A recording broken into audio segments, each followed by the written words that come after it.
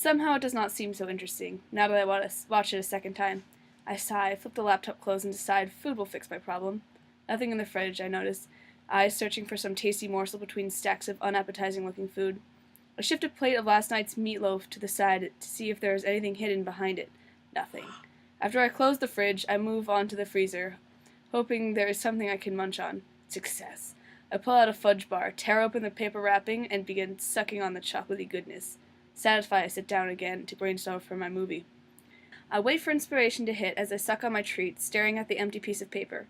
Not long after, I find myself chewing on the wooden stick, breaking it in half into my mouth. This isn't working. I decide to wing it.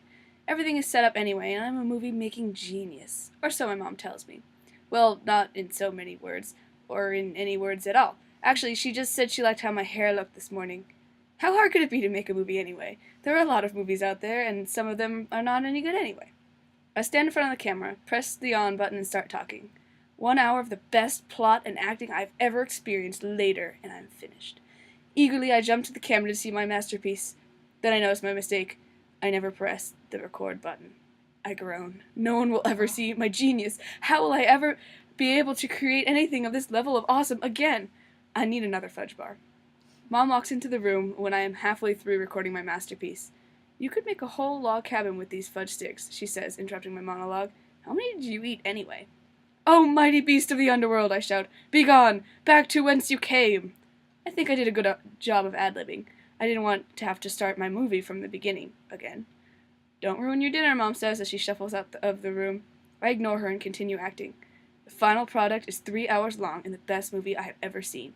I tell Mom about it at dinner, but she just scolds me about eating all the fudge bars. Seriously, she says, you ate the whole box, and now you're not even touching your tofurkey. I look down at the slimy gray mess on my plate and shudder. When are you going to get a job? Dad asks gruffly. I roll my eyes. Was I not talking about my movie? Did he not get that the millions of dollars I will earn from it will pay for everything? Bob, Mom looks pointedly at Dad.